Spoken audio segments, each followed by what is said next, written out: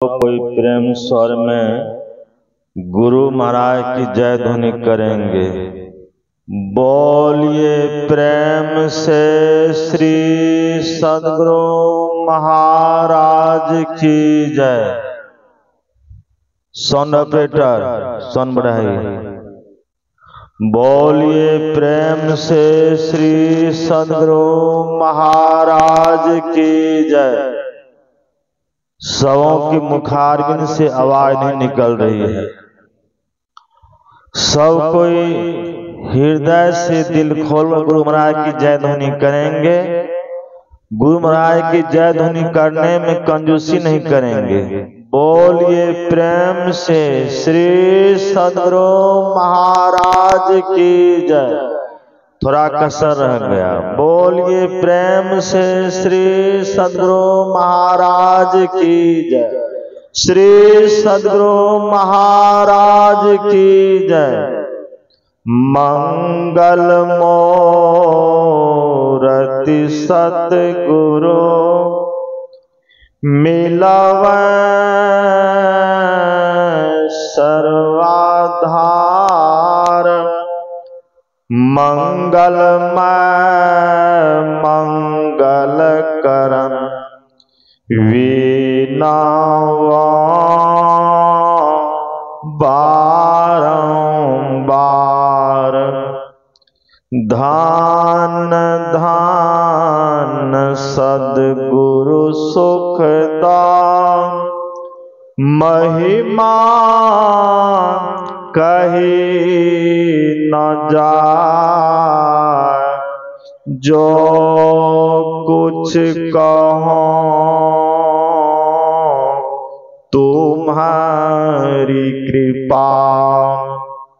मौत कछु न बसाए। जो कुछ कहो तुम्हारी कृपा। मौत कछु न बसाए। बोलिए प्रेम से श्री सद्गुरु महाराज की जय। श्री सद्गुरु महाराज की जय। श्री सद्गुरु महाराज की जय। इस पवित्र स्थल पर पधारे हुए सभी गुरुजनों को मेरा नमन। परम आदरणीय धर्म प्रेमी सैनों तथा आदरणीय माताओं एवं भक्तिमती बहनों, सहरसा जिला सद्गुरु संत मत सत्संग का 62वां वार्षिक अधिवेशन के अवसर पर प्रथम दिन के द्वितीय पाली के सत्संग में हम लोग यत्र तत्र से एकत्र होकर सत्संग में सम्मिलित होकर संतों के वचनों को सुनकर लाभ उठा रहे हैं। यह संत मत का सत्संग है। संत मत कोई नया मत, नया धर्म, नया संप्रदाय नहीं है। संत मत परम पुरातन, परम सनातन और वैदिक मत है। यह वैदिक मत होते भी किसी अवैदिक मत से घृणा अथवा राग द्वेष नहीं करता है। संत मत समुद्र मत है। जैसे छोटी छोटी नदियां समुद्र में जाकर समाहित हो जाती हैं, वैसे ही संत मत में सभी धर्मों के लोग आकर समा जाते हैं। संत राधा स्वामी साहब के वचन में आया है, क्या हिंदू, क्या मुसलमान, क्या ईसाई, जैन, गुरु भक्ति पूरन बिना कोई न पावे चैन। संत दादू साहब के वचन में आया है, जे पहुँचे ते कही गए, तिनकी एक बात, सभी सयाने एक मत, तिनकी एक जात। जो पहुंच गए हैं सबकी एक बात है, एक विचार है। संत संत सब एक है, जस पोस्ते की खेत। कोई कुदरती लाल है, कोई श्वेत का श्वेत। सभी संत एक हैं, सभी संत आदरणीय हैं, सम्माननीय हैं। चाहे जहां का भी संत हो, चाहे अपने देश का चाहे विदेश का, सभी संत आदरणीय हैं, पूजनीय हैं, सबका विचार एक है। संत मत में दो शब्द आया है, संत और मत। संत कौन? शांति प्राप्त महापुरुष संत कहलाते हैं। जिनको शांति मिल गई, जिनके सारे कर्म बंधन जल गए, जिनकी दृष्टि परे से परे परमात्मा को देखने लग गई, जिनको माता के गर्भ में आने का हो गया अंत, वे हैं संत। महर्षि वाल्मीकि संत थे, भगवान वो संत थे, कबीर साहब संत थे, मोहम्मद साहब संत थे, रविदास संत थे, सोपत भक्त संत थे, नानक देव जी महाराज संत थे, तुलसी साहब संत थे, बाबा देवी साहब संत थे, और हमारे संत सदगुरु महर्षि में परमहंस जी महाराज संत थे। तो सभी संतों का जो विचार है वह संत मत। यह संत मत एक ईश्वर का ज्ञान देता है और बतलाता है कि ईश्वर अपने अंदर मिलेंगे, बाहर में नहीं। इसलिए हमारे गुरु महाराज डंका पीट कर कहा, निज तन में खोज सज्जन, बाहर न खोजना। अपने ही घट में हरि है, अपने में खोजना। यह शरीर परमात्मा का बना हुआ शिवालय है, ठाकुरवाड़ी है, देव मंदिर है। इसी शरीर में सभी देवी देवताओं का निवास है, इसी शरीर में सब विद्या का भंडार है, इसी शरीर में सब विराजमान है। भगवान शंकर ने पार्वती से कहा, देहस्था सर्व विद्याश्च, देहस्था सर्व देवता, देहस्था सर्व तीर्थानि, गुरु वाक्यं लभ्यते। इस शरीर में सब विद्या है, सब देवता है, सब तीर्थ विराजमान है, गुरु वाक्यं लभ्यते। केवल गुरु के उद्देश्य से ही देश स्थित विद्या, देवता और तीर्थ जाने जाते हैं। शरीर में सबसे नीचे मूलाधार चक्र है। मूलाधार चक्र में गणेश भगवान का वासा है। उससे ऊपर स्वादिष्ठान चक्र है। स्वादिष्ठान चक्र में ब्रह्मा जी का वासा है। स्वादिष्ठान चक्र कहा गया है पेशाब द्वार को। पेशाब द्वार में ब्रह्मा जी का वासा है। ब्रह्मा जी पेशाब द्वार में उनका वासा दिया गया है। उससे ऊपर है मणिपूरक चक्र। अब मणिपूरक चक्र कहते हैं नाभि को। नाभि के स्थान में भगवान विष्णु का वासा है। नाभि भगवान विष्णु का वासा क्यों दिया गया? बच्चा जब गर्भ में रहता है तो वह भूखा नहीं रहता है। नाभि में लगे नाल के द्वारा बच्चे के पेट में भोजन जाता है। माता जो भोजन करती है उसी का रस नाभि में लगे नाल के द्वारा बच्चे के पेट में जाता है तो बच्चा जीवित रहता है। कहते हैं उस नली को काट दिया जाए तो बच्चा पेट में ही मर जाएगा। तो बच्चे का भरण पोषण करने वाला कौन है? भगवान विष्णु है। तो भगवान विष्णु का वासा नाभि में दिया गया है। उससे ऊपर है हृदय चक्र, हृदय चक्र में शिव पार्वती का वासा है और उससे ऊपर है विशुद्ध चक्र। विशुद्ध चक्र कहते हैं कंठ के स्थान को। विशुद्ध चक्र में कंठ के स्थान में सरस्वती का वासा है और उससे ऊपर है अज्ञान चक्र। अज्ञान चक्र में दोनों आंखों के बीच में जीवात्मा का वासा है और परम पिता परमात्मा भी इसी शय में विराजमान करते हैं। तो आप बाहर संसार में कहाँ खोजते हैं? नानक देव जी महाराज ने कहा, काहे रे बन खोजन जाई, सरव निवासी सदा अलेपा, तो ही संग समाई। सही के अंग संग मौजूद हैं और बाहर बाहर खोजते हैं। इसी शरीर में सब कुछ है, इसी शरीर के अंदर में खोजिए। ईश्वर तक जाने का रास्ता शरीर के अंदर में है। इसका भेद कौन बतलाते हैं? गुरु बतलाते हैं। गुरु कितने प्रकार के होते हैं? कबीर साहब के वचन में आया है कि गुरु 7 प्रकार के होते हैं।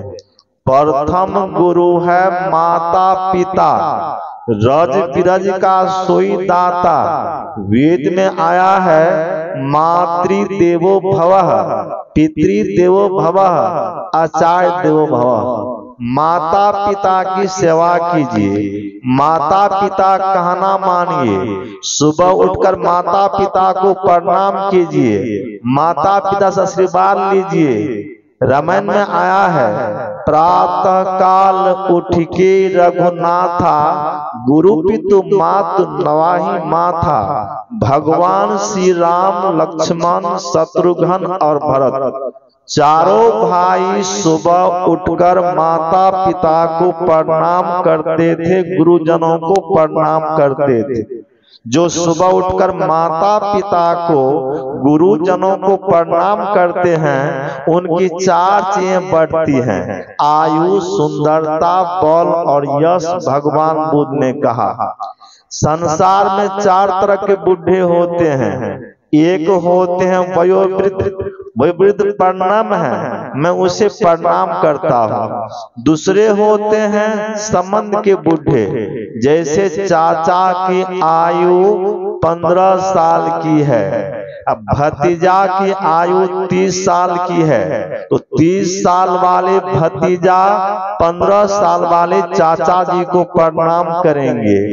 तीसरे होते हैं पद के बूढ़े, जैसे हाकिम बाबू है, हाकिम बाबू की आयु 30 वर्ष की है, हमारी आयु 40 वर्ष की है, तो हम हाकिम बाबू को प्रणाम करेंगे, वे पद पर इसलिए प्रणाम करेंगे।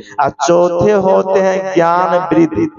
ज्ञान वृद्ध सबसे विशेष होते हैं। महात्मा चांगदेव 14 बार मौत को ठुकरा कर 1400 वर्ष तक अपने शरीर को कायम रखा। उसे मालूम था कि 1400 वर्ष के बाद मुझे संत सदगुरु के दर्शन होंगे। जब 1400 वर्ष की आयु पूरी हो गई महात्मा चांगदेव की, तो संत ज्ञानेश्वर का अवतार हुआ। संत ज्ञानेश्वर 14 वर्ष में महान संत बन गए। 21 वर्ष में अपने नश्वर शरीर का त्याग कर दिया। जब संत ज्ञानेश्वर की ख्याति संसार में फैलने लग गई, तो महात्मा चांगदेव के मन में संत ज्ञानेश्वर से मिलने की इच्छा हो गई। तो हम लोग पत्र लिखते हैं, तो बड़े के पास पत्र लिखते हैं तो प्रणाम लिखते हैं, छोटे के पास पत्र लिखते हैं तो आशीर्वाद लिखते हैं। उन्होंने जो पत्र लिखा, न प्रणाम लिखा न आशीर्वाद लिखा, बस इतना लिख दिया कि फलाने समय में अमुक समय में मैं आपसे मिलने के लिए आ रहा हूँ। पत्रवाहक पत्र पहुंचाने गया तो पत्र दिया संत ज्ञानेश्वर के हाथ में। संत ज्ञानेश्वर पत्र पढ़ते हैं, अपनी बहन मुक्ताबाई के हाथ में देते हैं। अब मुक्ताबाई पत्र पढ़ती है तो कहती है, भैया 1400 वर्ष का महात्मा चांगदेव हो गया है, लेकिन अभी तक कोरा का कोरा ही है। भैया जिस तरह का पत्र आया है जवाब भी उसी तरह का देना चाहिए। संत ज्ञानेश्वर कहते हैं, ठीक है बहन। सुबह का समय था, चारों भाई बहन एक पत्थर की चट्टान पर बैठे थे। सबसे बड़े थे निवृत्ति नाथ, उससे छोटे थे संत ज्ञानेश्वर, उससे छोटे थे सोपान देव, और छोटी बहन थी मुक्ताबाई। तो 3 बार पत्थर को ठोक देते हैं और कहते हैं, चलो महात्मा चांगदेव से मिलने के लिए। आकाश मार्ग से पत्थर चल देता है, उस पर चारों भाई बहन बैठे थे।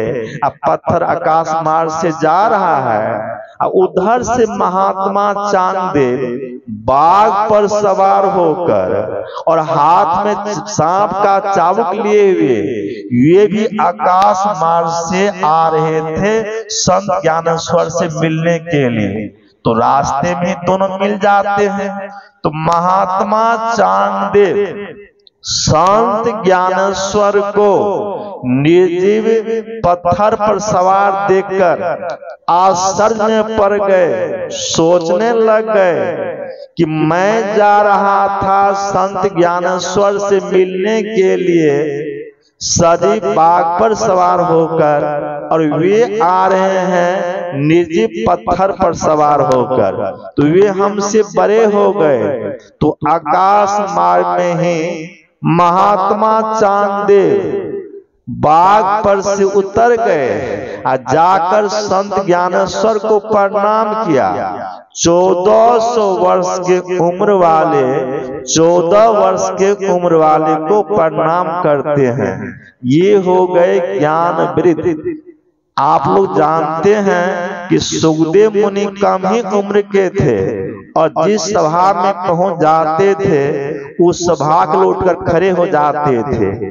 जवाहरलाल नेहरू की लिखी एक पुस्तक है डिस्कवरी ऑफ इंडिया, उसने लिखा है कि संत चरण में बड़े बड़े सम्राट का, बड़े बड़े राजाओं महाराजाओं का मस्तक झुकता है।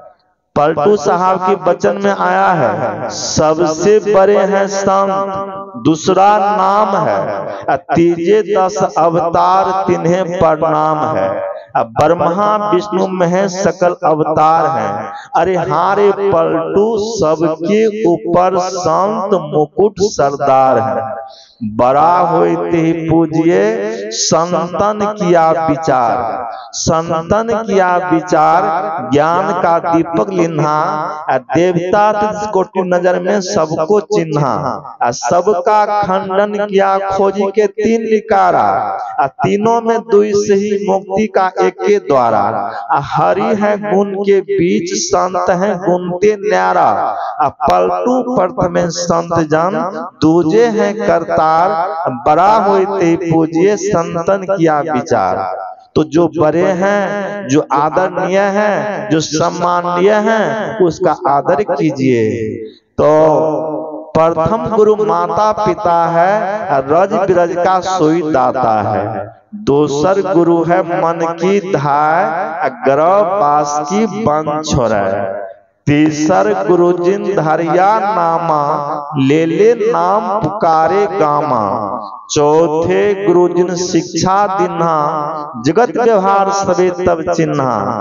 पंचम गुरु जिन वैष्णव किन्हा, राम नाम का सुमिरन दिन्हा। छठे गुरु जिन भरमगढ़ तोरा, द्विधा मिटे एक से जोरा। सातम गुरु जिन सत सत लखाया, जहां का तत् सो तहां पहुंचाया।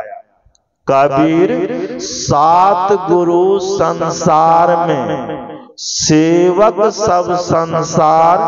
सतगुरु सोई जानिए, जो भवजल उतारे पार। तो संसार में 7 तरह के गुरु होते हैं। 7वां गुरु सदगुरु होते हैं। जो सदगुरु के शरण में पहुंचते हैं और उनसे शिक्षा दीक्षा ग्रहण कर साधना करते हैं, साधना में परिपक्व होते हैं, तो वे जन्म मरण के दुख से, आवागमन के दुख से दाखिले छूट जाते हैं। संसार में सबसे बड़ा दुख है बारंबार जन्म लेना और बारंबार मर जाना। यह सबसे बड़ा दुख है, इससे बड़ा कोई दुख नहीं है। तो हमारे गुरु महाराज ने कहा कि आवागमन सम दुख दूजा है नहीं जग में कोई, इसके समान संसार में कोई दुख नहीं है। इसके निवारण के लिए प्रभु भक्ति करनी चाहिए।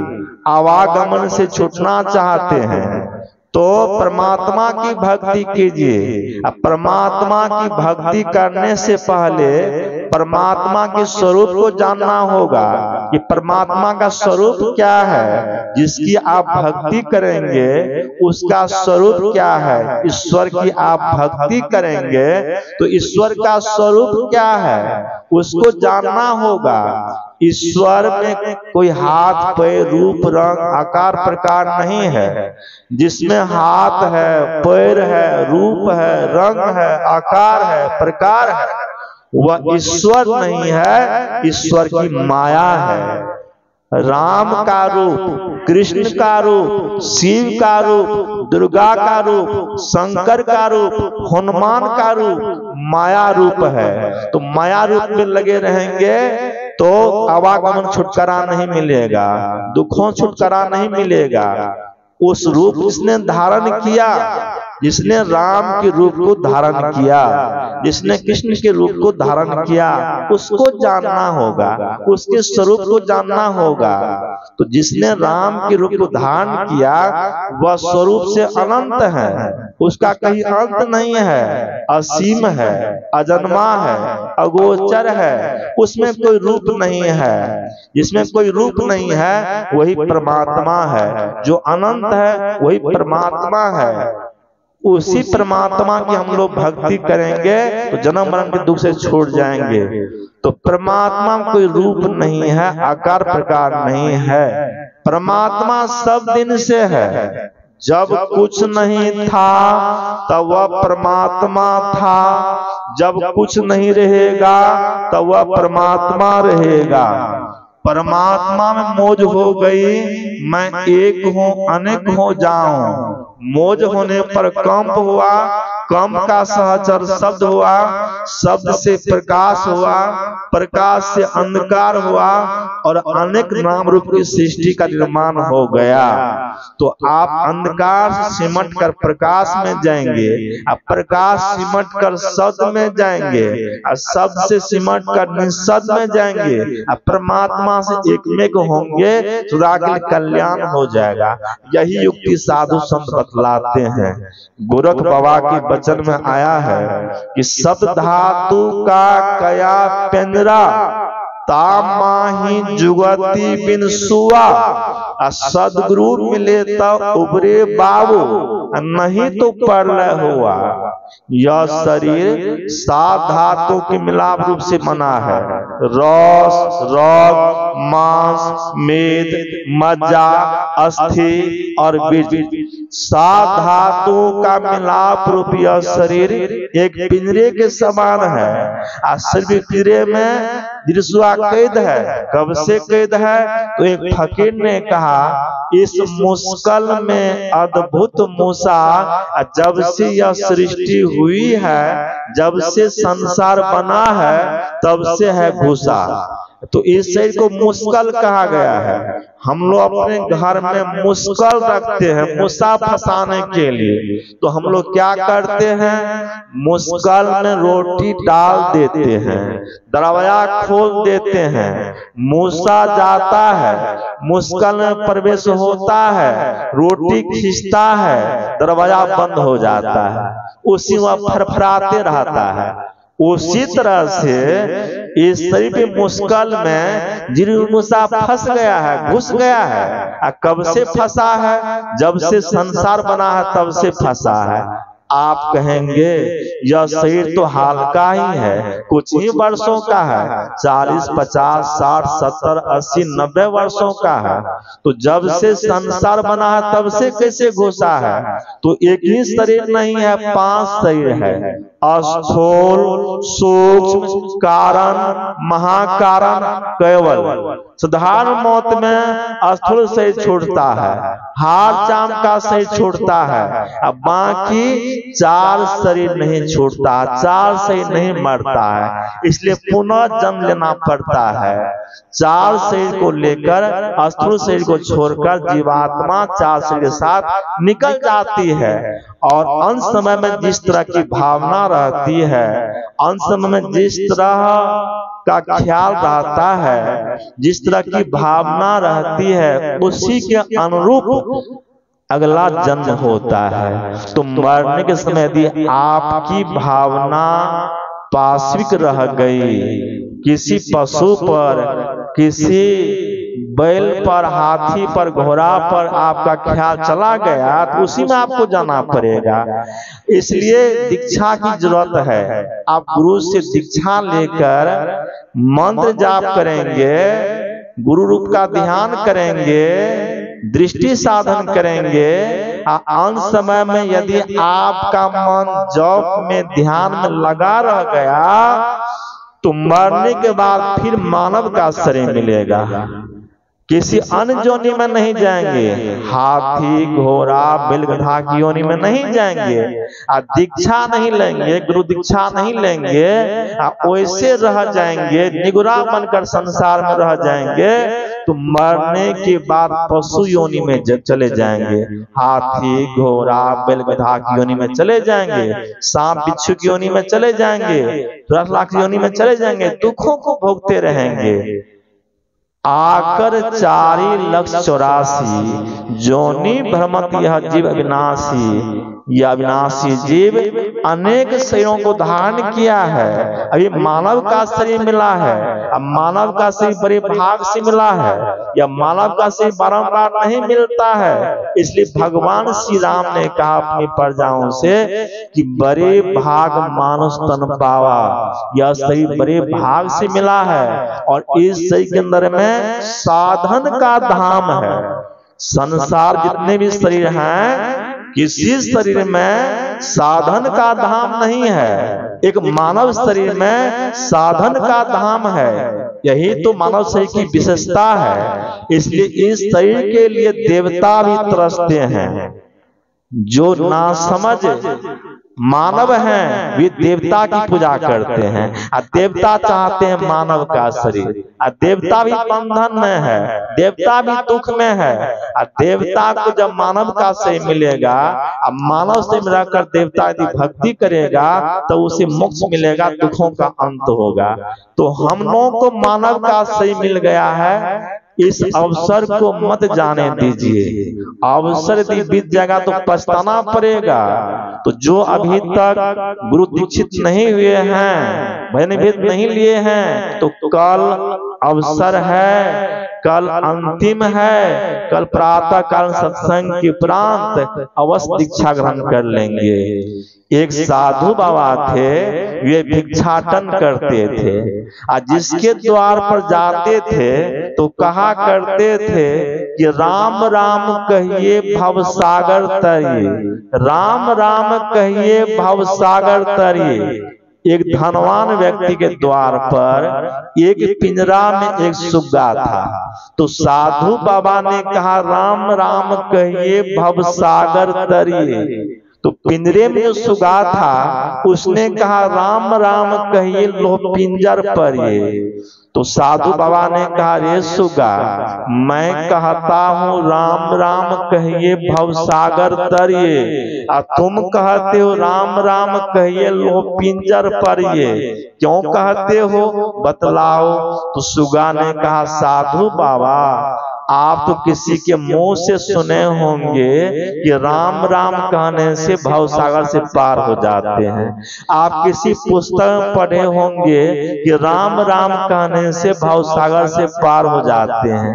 आप तो सुनी सुनाई बात कहते हैं, आप तो पढ़ी हुई बात कहते हैं, और मैं अनुभव की बात कहता हूँ। देखिए हमारे सगे संबंधी हैं, चाचा भतीजा हैं, जो राम राम नहीं कहते हैं और सुजगा से विचरण करते हैं। जहां जाने का मन होता जाते हैं, जो खाने का मन होता खाते हैं। और मैं का भागा सुगा हूँ, जो पिंजरा में कर राम राम जपता हूँ, लोहे के पिंजरे में बंद हूँ। इसलिए आज से आप यह कहना भूल जाइए कि राम राम कहिए भव सागर तरिए। आज से आप कहिए कि राम राम कहिए लो पिंजर परिए।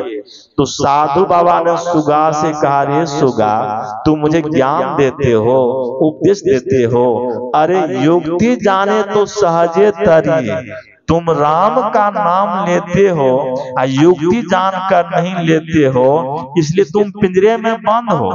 युक्ति जानकर राम का नाम लोगे तो पिंजरे से निकल जाओगे। तो सुगा ने साधु बाबा से कहा, साधु बाबा मैं तो पिंजरा में बंद हूँ, आप मेरे पास आए हुए हैं, तो आप ही भजन भेद बतला दीजिए, गुरु दीक्षा दे दीजिए। तो साधु बाबा उसे गुरु दीक्षा सुगा को दे दिया। आसन लगाकर सुगा पिंजरा में बैठ गया, आंख बंद कर जब ध्यान करने लग गया।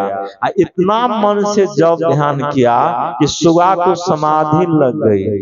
जिस समय सुगा समाधि में लीन था, उस समय मालिक कटोरा में दूध भात लेकर पहुंच गया सुगा को खिलाने के लिए।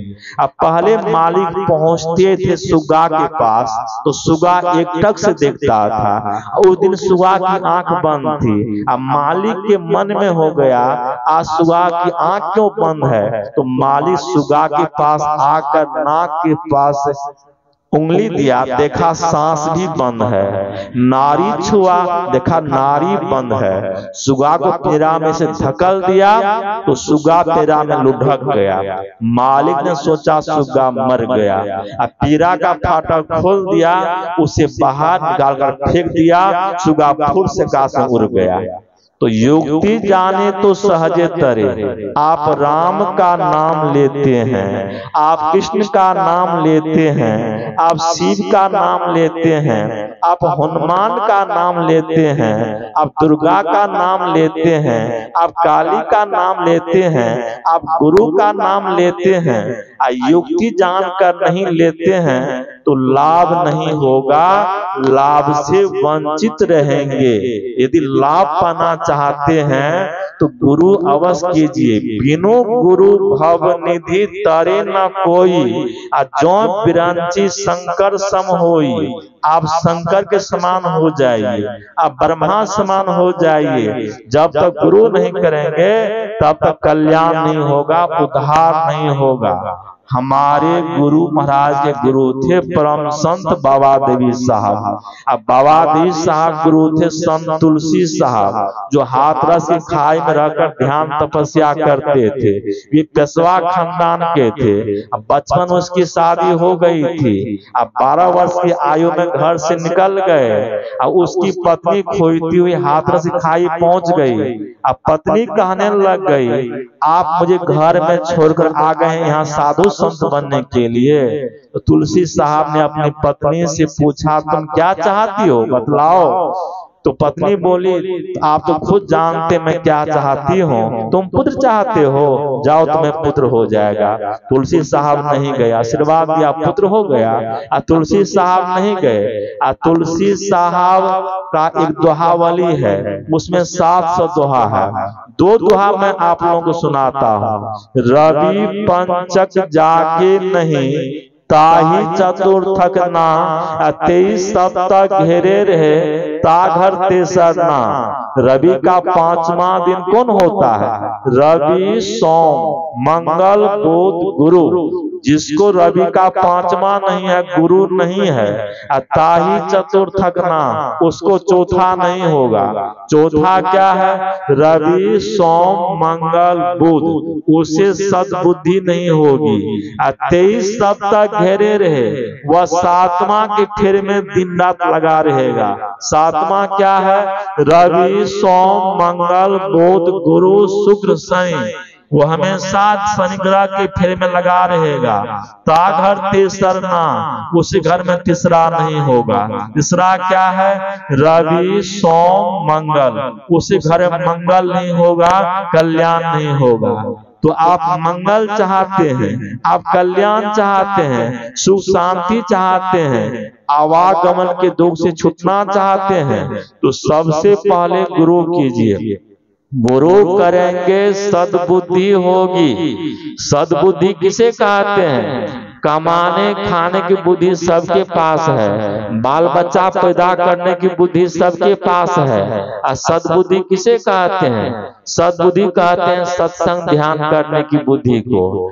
आप सत्संग ध्यान करेंगे युक्ति जानकर, तो आपके माथ पर जो शनि ग्रह का चक्र नाच रहा है, शनि ग्रह के चक्र से आप छुटकारा पा लेंगे।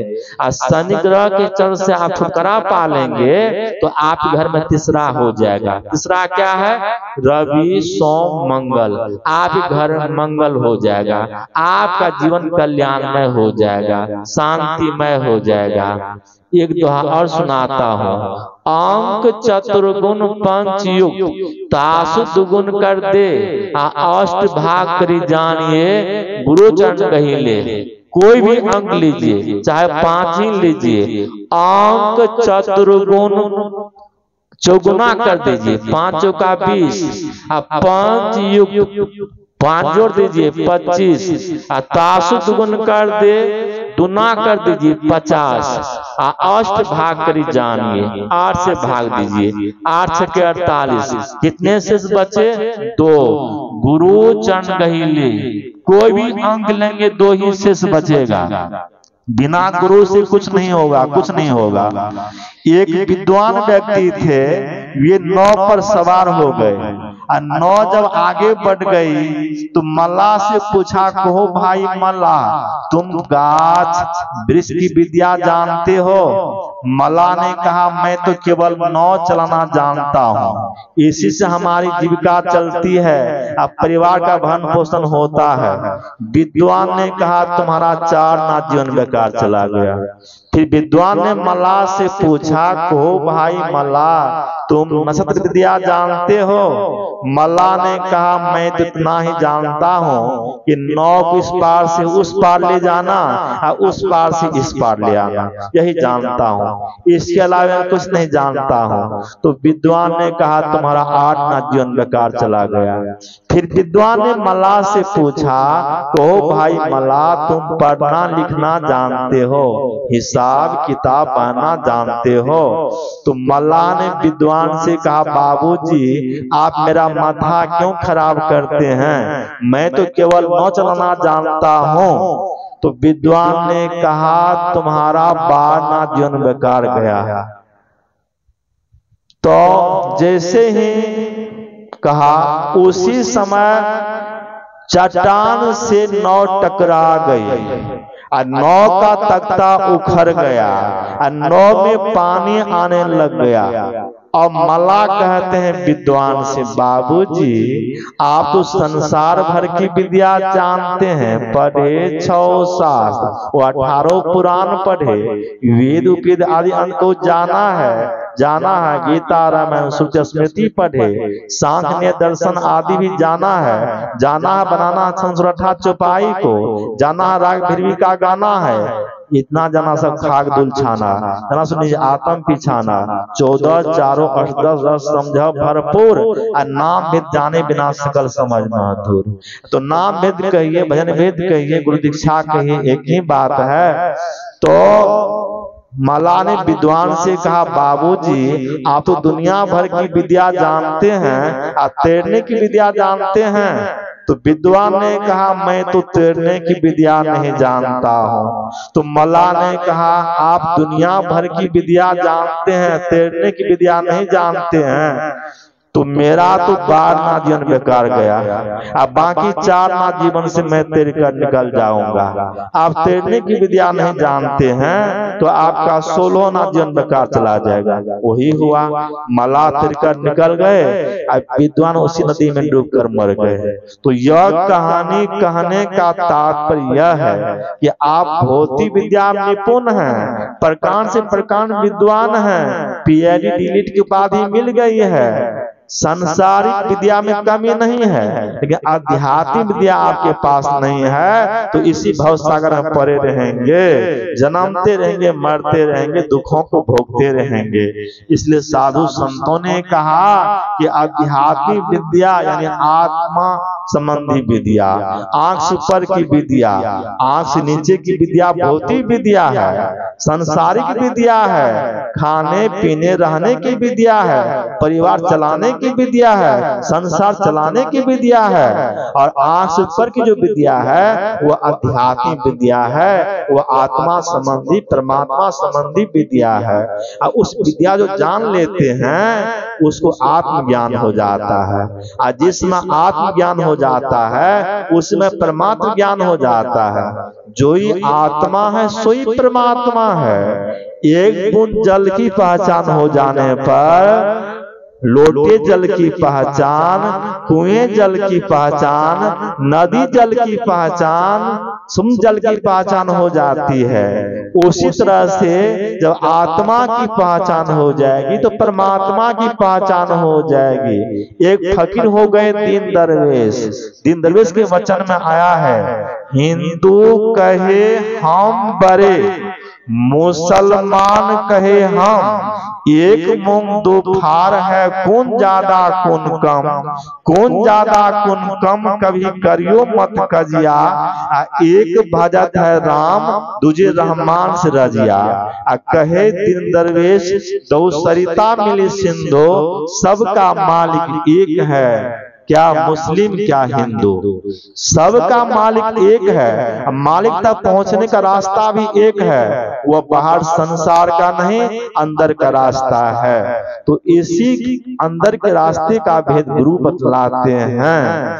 तो मानस जप, मानस ध्यान, दृष्टि साधन, सुरभ शब्द योग, इन्हीं क्रियाओं के द्वारा परमात्मा की प्राप्ति होगी। तो मानस जब करते हैं, संसार में अनेक तरह के नाम है, सभी नामों से सिमटने के लिए एक नाम का जप करेंगे। संसार में बहुत तरह के रूप हैं, बहुत से रूपों से सिमटने के लिए एक रूप का ध्यान करेंगे। उससे ज्यादा सिमटों में जाने के लिए बिंदु ध्यान करेंगे, दृष्टि साधन करेंगे। दृष्टि साधन कहते हैं देखने की शक्ति को, और देखने की शक्ति टीम और पुतली में नहीं है, देखने की शक्ति अपने अंदर में है। शक्ति कहते हैं निगाह को, देखने की निगाह जो है अपने अंदर में, वह निगाह ऐसी बड़ी ताकतवर चीज है जो बड़े बड़े छिपे हुए साइंस और विद्याओं को निकालकर दुनिया में जाहिर किया है। तो दोनों आंखों में दो दृष्टियों को मिलाएंगे, एक करेंगे, बिंदु का उदय होगा। बिंदु में आप शब्द सुनेंगे, बिंदु में तहनाद बोले रैन दिवस सुहावना, बिंदु में शब्द सुनेंगे और शब्द के साथ निषद में जाएंगे, परमात्मा से एक हो जाएंगे, सदा के लिए कल्याण हो जाएगा, दुखों का अंत हो जाएगा, आवागमन का अंत हो जाएगा, जन्म मरण का अंत हो जाएगा। यही संतों का ज्ञान है, इसे हम लोग अपनावे, इस पर चले तो कल्याण होगा। आज प्रथम दिन का सत्संग कुछ ही मिनटों में समाप्त होगा और कल सत्संग बच गया है।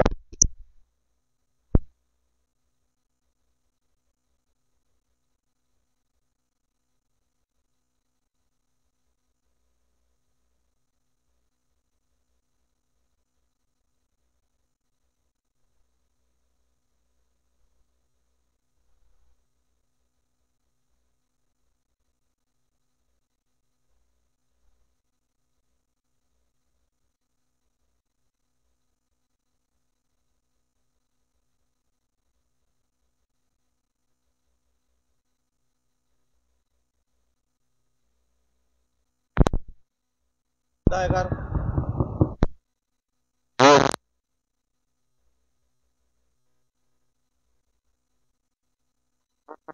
श्री सद्गुरु महाराज की जय। तो आज तो कम ही संख्या में आप लोग आए हुए हैं, कल अधिक संख्या में पहुंचेंगे। कल अंतिम दिन है। आप लोग कल प्रातः कालीन में ही प्रातः काल का सत्संग 6 बजे से ही प्रारंभ होगा। तो 6 बजे आप लोग सत्संग पंडाल में पहुंच जाएंगे। यही थोड़ा सा मैंने आप लोगों की सेवा में कहा। बोलिए प्रेम से श्री सद्गुरु महाराज की जय। और आप लोग गायक महोदय से 2 भजन सुनेंगे, उसके बाद आरती की जाएगी। गुरु कीर्तन आज रविवार है, गुरु कीर्तन भी होगा, उसके बाद आरती होगी। गुरु कीर्तन भी है। बोलिए श्री सद्गुरु महाराज की जय। बोलिए भजन गा लें। जो भक्त दीक्षा ग्रहण करना चाहते हैं वो कल पूर्वाह्न सत्संग समाप्ति बाद स्वामी जी के निवास पर जाएंगे। एक पुष्प की माला कुछ प्रसाद लेकर के वहां दीक्षा ग्रहण करेंगे। और पुस्तक महला आई हुई है, जो भक्त पुस्तक खरीदना चाहते हैं वो भक्त